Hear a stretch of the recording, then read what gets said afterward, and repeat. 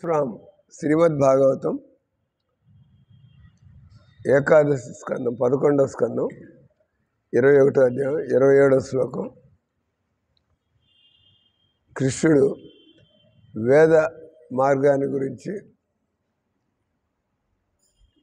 ఉద్ధవుడికి వివరించడం. కామినా కృపణ లుబ్ధ పుష్పేషు ఫలబుద్ధయ అగ్నిముద్ద ధూమతంత స్వలోకంన విదంతితే. అనువాదం తాత్పర్యం శ్రీల ప్రభుపాదికి. కామ లోభ పేరాశ దీంతో నిండిన వారు పైన వాటి ఏడే ఆకర్షితులయ్యి వాటిల్నే ఫలములని పొరబడుదురు. అగ్ని తేజముతే మోహితులు దాని పొగచే ఉక్కిరి బిక్కిరి అయిన వారు తమ స్వరూపాన్ని గుర్తించజాలరు. ఇక్కడ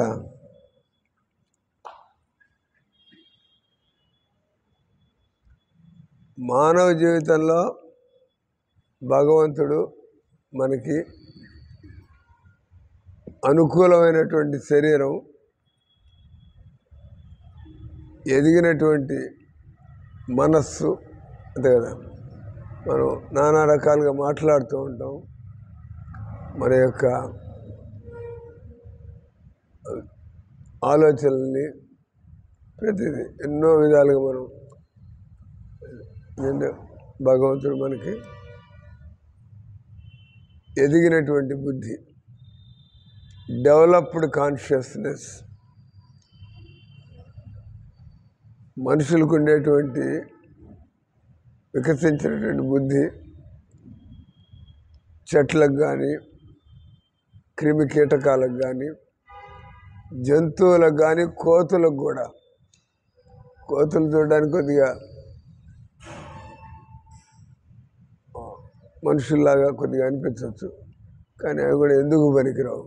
కోతులు ఎప్పుడైనా టైప్ చేస్తాయండి? కోతులు టైప్ చేయగలవా? కోతులు పుస్తకాలు చదవగలవా? చూడడానికి మనుషుల్లాగా. వాటికి కూడా కూర్చుంటాయి, 2 చేతులు, మొక్కజొన్న కండి తింటాయి. కానీ అక్కడి వరకు మనలాగే. కానీ ఆ తర్వాత దీన్ని అర్థం చేసుకోవడం భగవంతుడు మనకి.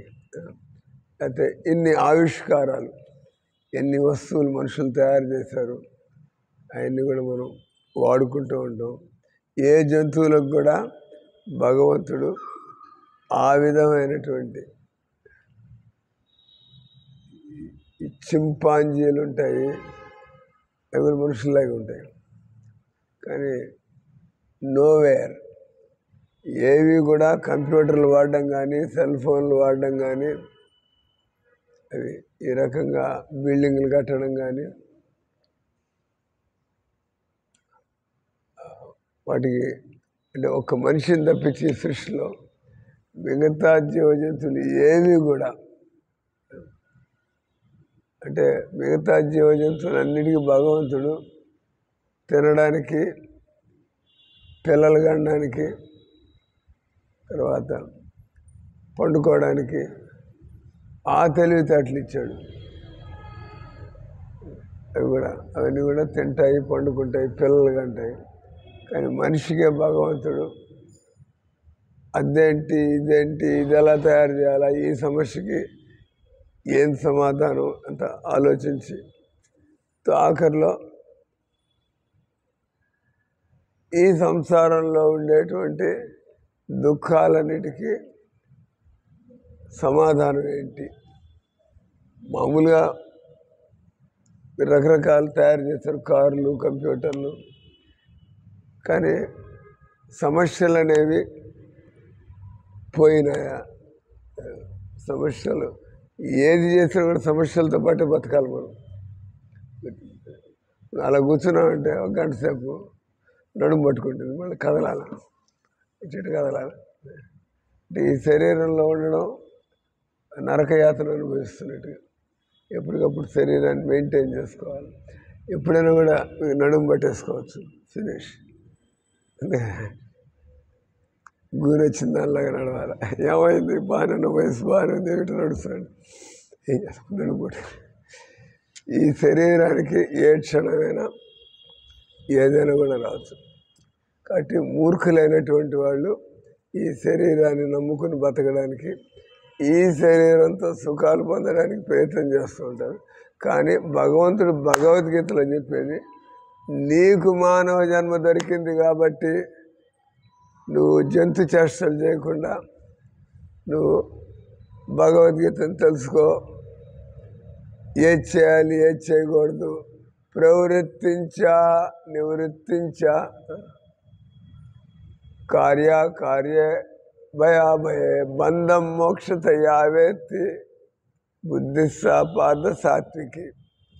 అంటే మనిషికి వయసుతో పాటు, చదువులతో పాటు, అనుభవంతో పాటు అతనికి విచక్షణ, what is good, what is not good. కానీ ఆ చదువులతో మనకి తెలీదు. ఇప్పుడు వాళ్ళని అడుగుతారు, వాళ్ళంతా అడుగుతున్నారు, ఎంత 1 2 3 మాంసం తింటారా? ముందు రూపేసింది తలకాయ. మీరిద్దరు ముగ్గురు మాంసం తింటారా? దుర్మార్గులు, ఒళ్ళు తెలియకుండా ఏది పడుతుంది, పాపం ఆ పుణ్యం. ఎందుకంటే నా తెలివితేటలు రాలా, అట్లాంటి చదువులు ఏం నేర్చుకోలేదు. అంతే కదా, ఆ చదువు తెలుసుకొని ఏది తినాలా, ఏది తినకూడదు తెలుసుకోవాలంటే కొద్దిగా భగవద్గీత జ్ఞానం ఉండాలి, మనుషుల్లాగా ఎలా బతకాల. కాబట్టి ఇక్కడ మనిషికి వయసు వస్తే అనుభవం వచ్చిందని, బీటెక్ ఎంటెక్ చదువుకుంటే అనుభవం వచ్చిందని, ఏదో మీకు ఫలానా విషయంలో తెలివితేటలు ఉన్నాయని, అని కూడా చావు తెలివితేటలు. చావు తెలివితేటలు అంటే చావును మాత్రం తప్పించుకోలేరు, అంతే కదా. మీరు ఏమన్నా ఉపయోగించండి మీ తెలివితేటలు, చావుని తప్పించుకునే తెలివితేటలు మీకున్నాయా? అంతా చావు అనేది తప్పించుకోలేవు. ఇంక ఇప్పుడు ఏం చేసి లాభం ఏంది? మీరు ఇక్కడి నుంచి బలవంతంగా గెంటి వేయబడతారు. ప్లస్ ఇంతకంటే నీచమైన జన్మకి ఎవరైతే మాంసాహారం తింటారో అటువంటి వాళ్ళు వచ్చే జన్మలో మానవ జన్మను కూడా పొందరు మళ్ళీ. ఎందుకంటే మానవుల్లాగా బతకలేదు కాబట్టి, సింపుల్. మానవుల్లాగా బతకలేదు కాబట్టి భగవంతుడు మళ్ళీ మనకు మానవ జన్మ ఎందుకు ఇస్తాడు? మీ తల్లిదండ్రులు చెప్పాలి, మీకు మీ టీచర్లు చెప్పాలా, లేకపోతే మాలాంటి వాళ్ళు ఉండనే ఉంటారు.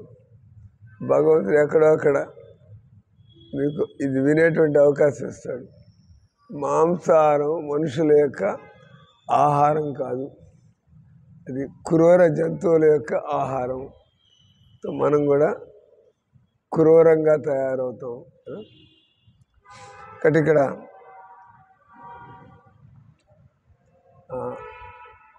కామ లోభ, కామ అంటే కోరికలు. ప్రతి ఒక్కళ్ళు కూడా ఎవరికి వాళ్ళ కోరికలు తీర్చుకోవడానికి పరిగెడుతున్నారు. అంటే మీకు మీ కోరికలు, వాళ్ళ సంసారంలో నా కోరికలు ఎట్లా తీర్చుకోవాలా, అది తప్ప మంచిగా ఆ కోరిక ఏమైనా తీరుతుందో ఏం ఆలోచించేది. దాని అంటారు కామాంధులు, కోరికల వల్ల కళ్ళు మూసుకుపోయి. కాబట్టి మనం కళ్ళు తెరుచుకోవాలంటే అని అంటారు ఓమజ్ఞాన తిమిరాంధస్య జ్ఞానాంజన శలాకయ. మనకు కళ్ళు ఉన్నాయి కానీ మనం వాస్తవాన్ని చూడలేదని చెబుతున్నాడు ఇక్కడ. వారు తమ స్వరూపాన్ని గుర్తింపజాలరు, ఎందుకంటే మోహితులయ్యారు, ఉక్కిరి బిక్కిరి అయ్యారు. మనిషి అంటే మనంత బయట విషయాలతో అంత ఉక్కిరి బిక్కిరి మోహితులైపోయి. కాబట్టి మనకి ఏంది అసలు, నేను ఎవరిని, నాకేం కావాలా, ఈ ఆలోచించేటువంటి బుద్ధి లేకుండా వాళ్ళు. కాబట్టి మనం భగవద్గీత చదవాలి. భగవద్గీత అయితే సిస్టమేటిక్గా ఈ శరీరం, మళ్ళీ ఈ శరీరాన్ని చూసి మనం కాళ్ళు, చేతులు, ముక్కు, మొహం అనుకుంటూ ఉంటాం, అంతే కదా. భగవద్గీత ఉంటాం నేల మీద పెట్టు.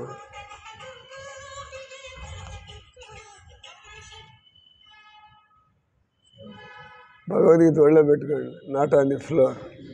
భగవద్గీత నేల మీద పెట్టకూడదు, కాళ్ళు పెట్టే చోట. కళ్ళకద్దుకోండి, పొరపాటు. భగవద్గీత భగవంతుడితో సమానం. ఇట్లా ఆసనం మీద పెట్టుకుని చదువుకోవాలి. మేము పెట్టాం కదా భగవద్గీత ఆసనం మీద. అదే మనం అపరాధం చేసినట్టు. ఇక్కడ ఈ సంసారంలో అందరూ కూడా మోహానికి, మోహం అంటే అటాచ్మెంట్. ఎక్కడ అటాచ్ అవ్వాలి? మోహం ఉందంటే అటాచ్ అవుతారు, అటాచ్మెంట్ ఉందంటే ఏడుస్తారు. అంటే మీరు మీ రోగాలకు ఏడుస్తారు, మీ కూతురు రోగాలకు కూడా ఏడుస్తారు. అదేనా మీ కూతురికి రోగం వస్తే మీరు ఏడవడం ఎందుకంటే మోహం. నా కూతురికి వస్తారు, అనుభవం ఉన్నట్టుంది. మహారాజు కరెక్ట్గా చెబుతున్నారు, మా కూతురికి వస్తారు. దేవుడి దేవాలు మీరు బాగున్నారని సంతోషపడాలా? మీ కూతురు రోగం వచ్చిన మీరు కూడా ఏడుస్తూ కూర్చోవాలా? తెలివితే అట్లా అయింది. ఎవడి కర్మలు అనుభవిస్తున్నారు. అటు చెబుతాం. ఈ కర్మల్ని కొట్టేయాలంటే మీరు కృష్ణ భక్తి చేయాల. మీకు అనుకున్నట్టుగా జీవితం గడపకపోతే మీ కర్మలు బాగాలేదని అర్థం. అటు మీరు భక్తి చేస్తుంటే మన కర్మలు తొలగిపోతాయి. కానీ భక్తి అంటే భగవంతుడు ఎవరో తెలుసుకుని ఆయన నియమాలు పాటించడం. ఇదో గుడిగా ఎక్కడ పడితే అక్కడ దండాలు పెట్టడం కాదు. భక్తి అంటే ముందు భగవంతుడు ఎవరో తెలుసుకోవాలి. ఆ తర్వాత ఆయన ఏం చేయమంటారు అది చేయాలి. ప్రతి వాళ్ళు కూడా దండం పెట్టడానికి వచ్చారు, కానీ బయటికి పోయి మాంసం తింటారంట. మీరు భగవంతుడికి దండం పెడితే ఆయన చెప్పినట్టు కూడా వినాలి కదా, అనే కదా చెప్పినట్టు. అది వినేది లేదు. బస్ ఓ దండం బారేస్తాం, ఆ తర్వాత మేము మా ఇష్టం, మీ ఇష్టం వచ్చినట్టు బతికితే మిమ్మల్ని భక్తులే అని అలా అంటారు. మీ ఇష్టం వచ్చినట్టు భక్తులు, మీరు భక్తులు అనడానికి లేదు. మీరు మీ భక్తులు. ఏం పేరు మీ పేరు? వసంతమ్మ గారు జగన్నాథుని భక్తురాలు కాదు, వసంతమ్మ గారు వసంతమ్మ భక్తురాలు. అది సార్ మాకు కావాల్సినట్టుగా బతుకుతాం సార్. నేను ఇప్పుడు దాకా చేస్తుంది అదే. మనం ఇప్పుడు భక్తులు కావాలంటే జగన్నాథుడు కృష్ణుడు భగవద్గీతలో మనుషుల్ని ఎలా బతకమంటున్నాడు. కానీ ఇక్కడ చెబుతుంది కామ లోభ పేరాస.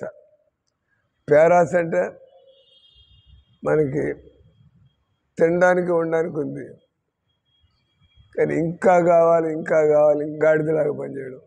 అంటే మామూలుగా మీకు అందరూ జనాలు ఒకళ్ళు చూసి, అంబానీ గారిని చూసి, అదానీ గారిని చూసి ఆయనకి అంత కోట్లు వచ్చేసి ఆయన ఇంకా పని చేస్తున్నాడు, మనం కూడా అట్ట పని చేయాలా, నేను కూడా ఒకరోజు అంత డబ్బును చూడాలా. అసలు మనం చేయాల్సింది పని చేయాల. భక్తిని నిర్లక్ష్యం చేసి పని చేయకూడదు. ఇప్పుడు మీరు నిద్రపోకుండా పని చేస్తే అన్నాళ్ళు పని చేస్తారు, మెంటల్ అయిపోతారు. మీరు నిద్ర లేకుండా పని చేస్తే, నేను రోజుకి 20 గంటలు పని చేయాలా, ఎన్ని రోజులు పని చేస్తారంట? Crash down, body will collapse. బాడీకి కనీసం ఇంత నిద్రను అవసరం, 6 గంటలు 5 గంటలు కనీసం నిద్రపోవాలా. అది కూడా లేకుండా ఇంకా పేరాసకి పోయి, ఇంకా దాన్ని ఏమంటారు, అప్పుడప్పుడు మీరు ఓవర్ టైం పని చేస్తే మీకు జీతం ఇస్తా అంటారు. ఓవర్ టైం వాళ్ళకి 8 గంటలు పని చేయాలా, నీ ఇష్టం. ఇంకో గంట పని చేస్తే గంటకి నీకు ఇంకో 1000 రూపాయలు. నువ్వు పేరాసకి పోతే నీ ఆరోగ్యం జడగొట్టుకుని ఇంకో గంట పని చేస్తావు, ఇంకో గంట పని చేస్తావు. ఆ తర్వాత డబ్బంతా తీసుకెళ్ళి డాక్టర్కి కట్టేస్తారు. దరిద్రం వదిలింది. డాక్టర్కి కట్టేస్తారు, ఆరోగ్యం చెడిపోయింది.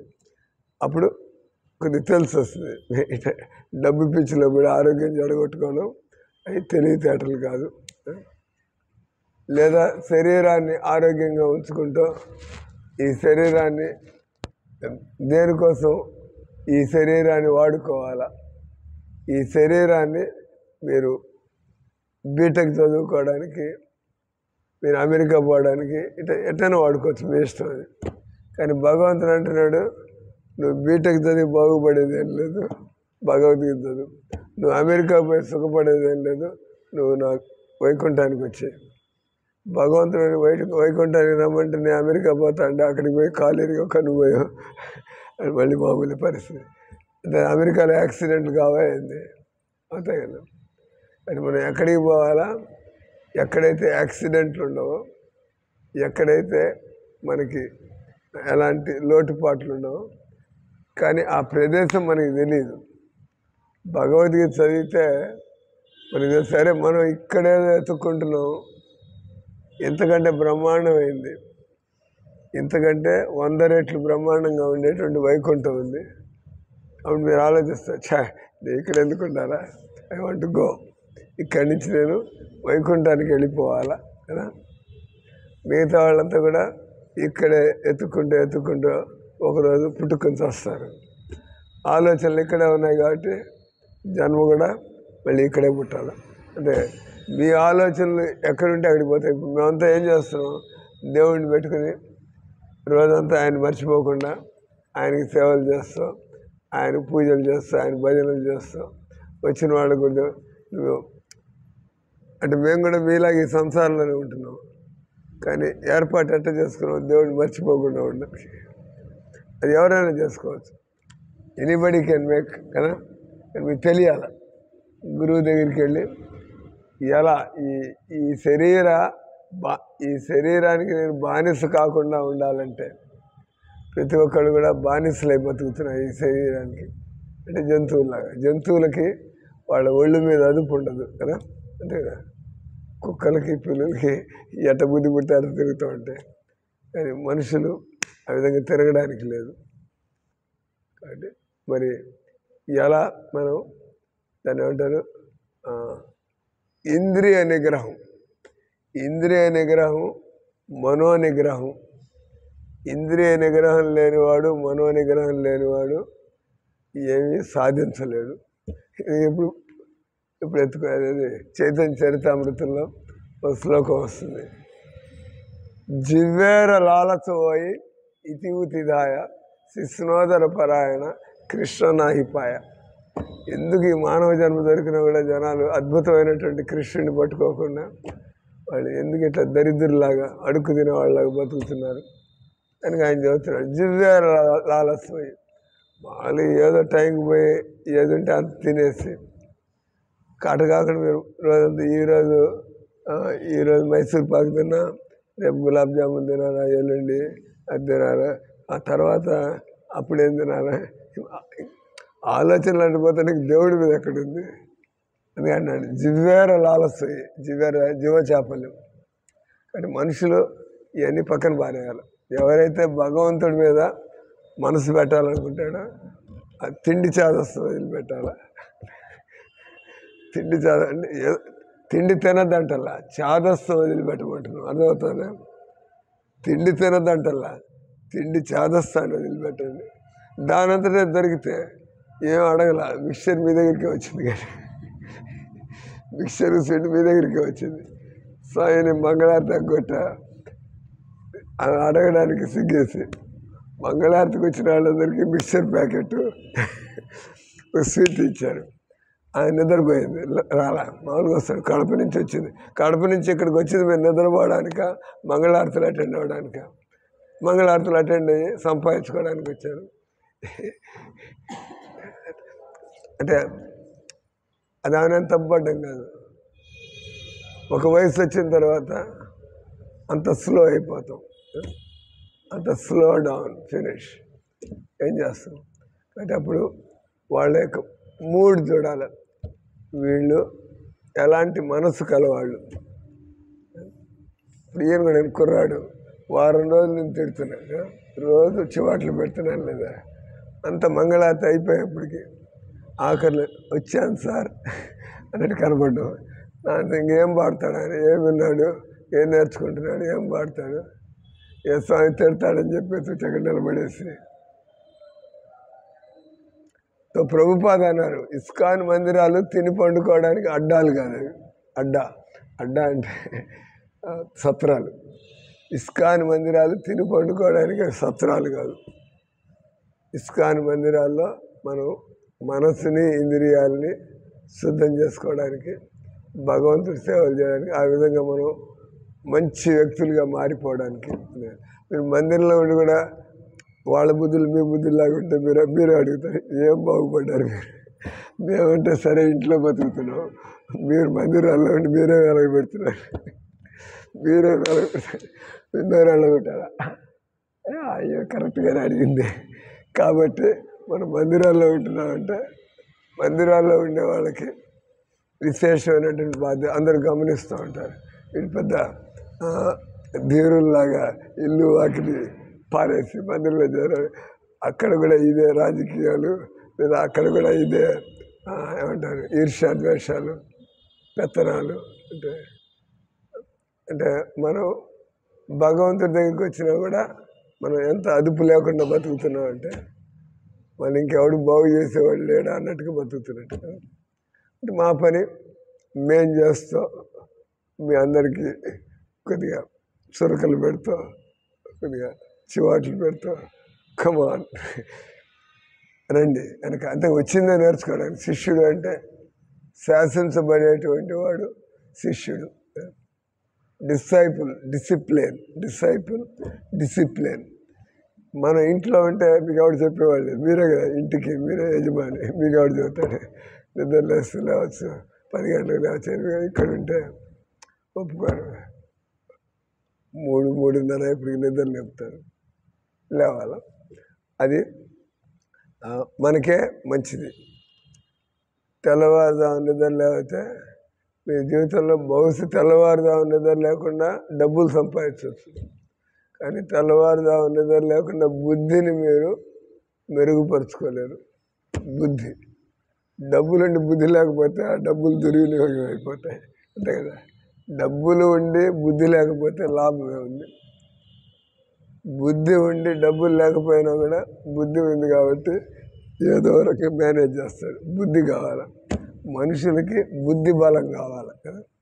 కాబట్టి ఇక్కడ ఈరోజు శ్లోకంలో కామము, ఈ కోరికలు అనేటువంటి, భగవద్గీతలో కూడా కృష్ణుడు కామయేష, ఎందుకు జనాలు నీచంగా బతుకుతున్నారు, ఎందుకు జనాలు స్వార్థంతో బతుకుతున్నారు, ఎందుకు జనాలు భక్తి లేకుండా పశువుల్లాగా ఎందుకు బతుకుతున్నారు? అర్జునుడు అడుగుతాడు. అర్జునుడు అయితే ఏమిటి తెలుసుగా భగవంతుడు 3వ అధ్యాయంలో అతకేనా ప్రయుక్తోయం పాపం చరతి పురుష, అతకేనా ప్రయుక్తోయం పాపం చరతి పురుష. మానవ జన్మ దొరికింది, ఆయన కూడా పాపాల్లో పడే కొట్టుకుంటూ ఉంటాడు. అంతా కుటుంబము, స్వార్థము, కోరికలు, ఇష్టం వచ్చినట్టు, ఏమి తెలుసుకోవాలని ఏం లేదు. దేవుడిని వీళ్ళ అబ్బాయి అంతే, వీళ్ళ అబ్బాయి ఇవన్నీ మనకి ఎందుకులే, అంతే కదా. మేము ఎంఆర్ఓలు, మేము డిప్యూటీ కలెక్టర్, మాకేంది అంతా తర్వాత దేవుడు చూపిస్తాడు. తర్వాత డిప్యూటీ కలెక్టర్ గారి తల్లి, ఎంఆర్ఓ గారి తల్లి, ఏమో భక్తురాలు, ఏమో నోరు మూసుకోమంటారు, ఏమి చెప్పింది వివరాలు వాళ్ళు. ఏమో భగవద్గీత పద్ధతిలో బతుకుతుంది. వాళ్ళకి ఏమి చదువు రాదు, పాడు రాదు, హరే రామ హరే కృష్ణ అంటుంది. అంటే ఆ చదువు రాకపోవడం లేదు, చదువు రాకపోతే కనీసం దారిలో పడతారు. ఆ చదువు నుండి చెడిపోతే ఆ చదువు అవసరమైంది. అంటే ఇక్కడ మనం చెప్పుకుంటుంది కామయేష. అర్జునుడు అడుగుతాడు, అతకేనా ప్రయుక్తోయం పాపం చరతి పురుష అనిశ్చిన్నపి. వద్దని కూడా మనుషులు సోంబేరులాగా ఎందుకు బతుకుతూ ఉంటారు? ఈయనకి తెలుసు, ఆయన కూడా బాగా దున్నపోతులాగా నిద్రపోవడం అలాగే లేచినాడు. మందిరంలో ఉండేది నీ ఇష్టం వచ్చినట్టు బతకడానికి కాదు, మందిరంలో ఉండేది నువ్వు బాగుపడడం కోసం. We are here to help. మేము చేస్తాం, మిమ్మల్ని చేయమంటాం. అప్పుడు మీరు ఇంక మాట్లాడడానికి ఏం లేదు. అందుకని అనిశ్చిన్నపి, ఇది అలవాటు మనకి. శీతాకాలంలో గొడ్డులాగా నిద్రపోవడం అలవాటు. ఇదేంద్ర గొడవ ఇక్కడ ఇసుక లేచి 3 గంటల నిద్ర లేచి చన్నీళ్ళు స్నానం చేయమంటాడు. ఈ బాధలని ఈ బాధలు పడితే కానీ సుఖం దొరకదు. ఏం చేస్తారు? ఈ బాధలు లేకపోతే సంసార బాధలు భరించలేని బాధలు ప్రారంభమవుతాయి మీకు. అనిశ్చిన్నపి వార్షిణేయ బలాదివాని బలవంతంగా దెయ్యం పట్టినవాడు వాడు అదుపులో వాడు ఉన్నాడు. ఆ రకంగా ఇప్పుడు నేను కూడా దెయ్యం పట్టినలాగా ఒకసారి చెప్పాను, 2 సార్లు చెప్పాము, 5 సార్లు చెప్పాము. దెయ్యం పట్టినలాగా బస్ నా వల్ల కాటం లేదు సార్, వదిలించాను, దెయ్యాన్ని వదిలించాను. అంటే అనిశ్చిన్న పివార్షిణేయ బలాదివా నియోజిత బలవంతంగా తెలుసు కానీ చేయనీయట్లేదు. ఏదో మన మీద ఏదో వేరే శక్తి. అది ఏందయ్యా అంటే కామ శ్రీ భగవాను వాచ కామయేష క్రోధయేష రజోగుణ సముద్భవ మహాశనో మహాపాప్మ. మానవ జీవితంలో అందరూ కూడా సులభంగా దేవుడిని పొందడం, ఆనందంగా బతకడం సులభం. బస్ హరే కృష్ణ మంత్రం అనాలా, ప్రసాదం తినాలా. మన కష్టం ఏమనుందా? తినమంటే కష్టం, అందుకే తీసుకున్నాను ప్రసాదం. తినడంలో కష్టమే లేదు, హరే కృష్ణ అనడంలో కూడా కష్టం లేదు. కానీ ఎందుకంటే లేదు జనాలు? కామయేష క్రోధయేష రజోగుణ సముద్భవ. రజోగుణం నుంచి పుట్టినటువంటి ఈ కోరికలు, క్రోధం, అహంకారం, వీటన్నిటి వల్ల మనుషులు వాళ్ళ జీవితాన్ని చేజేతులా నాశనం చేసుకోవడానికి సిద్ధంగా ఉన్నారు. కానీ ఎవరు జీవితాన్ని బాగు చేసుకోవడానికి ఎవరు కూడా ఇంట్రెస్ట్ చూపించడం లేదు. కానీ మన పని మనం చేస్తూ ఉండాలా.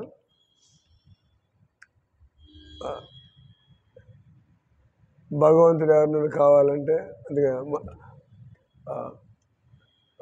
ఎవరైనా కూడా భక్తి చేయొచ్చు.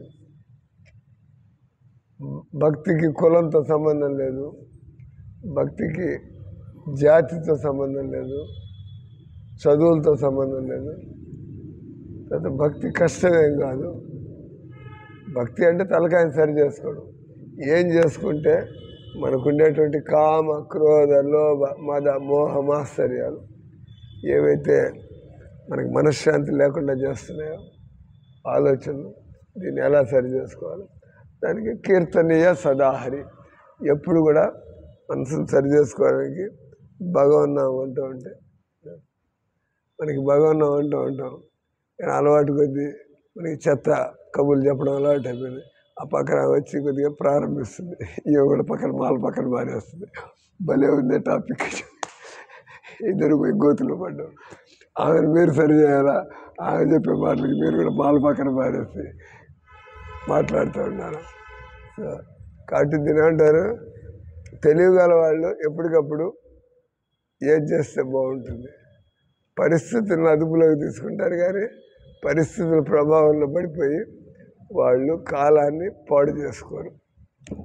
కానీ కామ లోభ పేరాశలతో ఉన్నవారు వాళ్ళు బయట జీవితాలు, నేను కూడా డబ్బు సంపాదించాలా, నేను కూడా మంత్రి గారు కావాలా, నేను కూడా పేరు ప్రతిష్టలు పొందాలా, చస్తారని తెలుసు కానీ అది గుర్తే ఉండదు వాళ్ళకి. తర్వాత ఈ బయట తళుకు బెళుకులకి మోహితులైపోయి వాళ్ళు తర్వాత ఉక్కిరి బిక్కిరి అయి వారు తమ స్వరూపాన్ని గుర్తించగలరు. నేను ఈ శరీరంలో ఉండేటువంటి ఆత్మని, కాబట్టి ఈ శరీరాన్ని ఉపయోగించుకొని ఎలా నేను బయటపడాలా అని ఎవరు ఆలోచిస్తున్నారు? ఇక్కడ స్త్రీ సాంగత్యమునందు అనురక్తులైన వారు గర్వము గల వేర్పాటువాదులు తమ భోగానికి, తమ వనితాజన భోగానికి సమస్తమును కోరుచో వారు పేరాశ కలిగిన వారు, లోభులు, చింత ద్వేషపూర్ణులు అయ్యెదరు. అట్టి దుర్భాగ్యజనులు వేదములందలి ఫలశ్రుతులచే, అంటే వాళ్ళు ఎంతవరకు ఉద్యోగాలు, డబ్బులు, అమెరికా పోవడం, ఇక్కడ భౌతిక అంటారు, భౌతిక సుఖాలు. భౌతిక సుఖాలు అంటే మంచి ఇల్లు కట్టుకోవడం, మంచి గూడలు కట్టుకోవడం. కానీ ఎన్నాళ్ళు ఆ విధంగా మీరు సుఖపడగలరు? అంటే ఆత్మస్థాయికి వస్తే శరీరం ముసలిది అయిపోయినా కూడా ఈయనకు 83 ఏళ్ళు, వేల మంది ఆయన వెనకాల పడి వాళ్ళు చూశారు ఈయన శరీరంతో సంబంధం లేకుండా ఎంత ఆనందంగా ఉన్నాడు. కాబట్టి మనం కూడా ఈ శరీరాన్ని నమ్ముకుంటే మునిగిపోతాం, అంతే కదా. శరీరం పనికి రాకుండా పోతే నా పని అయిపోయింది అంటారు. కానీ శరీరం పనికి రాకపోయినా మీరు మీ యొక్క ఆత్మ వైభవం అనేటువంటిది ఉండనే ఉంటుంది. అది ఇక్కడ అందుకని చెబుతున్నాను. ఇక్కడ భౌతిక లాభముల కొరకు అంటే జనాలంతా కూడా పూజలు కానీ మందిరాలు కానీ భౌతిక లాభం, ఎవరు ఆత్మ ఉన్నతి కోసం ఆ విధంగా అజ్ఞానంలో మూర్ఖజనులు అగ్నిముగ్ధ మోహితులై అగ్ని పొగరు కలుగు చేసి దృష్టికి అంతరాయం కలిగించును. అట్లే సకామ యజ్ఞపదము ఇవన్నీ కూడా అస్పష్టమైనటువంటి ఆత్మను గురించి స్పష్టమైన అవగాహన వాళ్ళు కలిగి ఉండరు. సకామ ధర్మానుష్ఠాన పరులు తమ స్వరూపాన్ని కానీ భగవద్ రాజ్యములో ఆత్మ యొక్క అసలైనటువంటి ఆనందమయ జీవితాన్ని కానీ కాబట్టి ఈ మానవ జన్మ అనేది దాన్ని ఏమంటారు, శాశ్వత ఆనందాన్ని పొందడానికి ప్రయత్నం చేయాలి. మానవ జీవితాన్ని శాశ్వత ఆనందం అంటే నాకు చావు ఉండకూడదు, ముసలితనం ఉండకూడదు, అతను నాకు ఇబ్బందులు ఉండకూడదు అంటే భగవద్భక్తి వల్ల మనం అక్కడికి వెళ్ళిపోవచ్చు. అక్కడ ఇంకా సమస్యలు ఉండవు. భగవద్ రాజ్యంలో ఆత్మ యొక్క అసలైనటువంటి ఆశ్చర్యాన్ని గుర్తింపజాలని భగవంతుడిచ్చట స్పష్టంగా తెలిపినాడు. వేదైశ్య సర్వైర్ అహమవేద్యో భగవద్గీతలో కృష్ణుడు ఈ పురాణాలు గ్రంథాలు వీటన్నిటి చదవడం నన్ను తెలుసుకోవడానికి అంటున్నాడు. సో రకరకాల దేవుళ్ళు ఏం లేరు, దేవుడు ఒక్కడే. ముస్లింలకి ఇది అట్టంతా ఏం లేదు, దేవుడు ఒక్కడే. కానీ మనకి మన స్వార్థం వల్ల సంకుచిత మూర్ఖతనం వల్ల ఈ రకంగా మనం గొడవలు పడుతూ ఉంటాం. విశుద్ధ భగవత్ ప్రేమ వైపు జీవుని నడుపుటకే భగవద్గీత ఉద్దేశింపబడింది. కాబట్టి భగవద్గీత జీవుని సంసార లాభాల కోసం కాదు, ఈ సంసార ఉద్దేశాల కోసం కాదు, ఇక్కడి నుంచి బయటపడి భగవత్ సామ్రాజ్యంలోకి పోవడానికి భగవద్గీత. కృష్ణ భగవానుడు పరతత్వం, అతని ప్రేమయే మన జీవిత పరం ప్రయోజనం. భగవంతుడిని ప్రేమిస్తే మనం ఇంకెక్కడికి పోయినా కూడా సుఖంగా ఉండొచ్చు. భగవంతుడిని ప్రేమిస్తే మన వాళ్ళు బయట వాళ్ళనే ఉండదు, అందరూ మన వాళ్ళే అంటాం. కాబట్టి ఎక్కడైనా కూడా అదే రకంగా భగవంతుని ప్రేమించినట్లయితే మనలో క్షమాగుణము, దయాగుణము, ఓర్పు ఇవన్నీ కూడా వస్తాయి. పర్వాలేదు, జీవితంలో బాగుపడడానికి టైం పడుతుంది. మెల్లగా వాళ్ళకి అవకాశాలు. విశుద్ధ కృష్ణ చైతన్యం యొక్క ఈ పూర్ణత దగ్గరకు తీసుకొచ్చుటే బద్ధజీవుడిని తీసుకొచ్చుట కొరకే భగవద్గీత జ్ఞానము. అది ఓపిక, భగవంతుడు ఓపికగా చదువుతున్నాడు భగవద్గీత.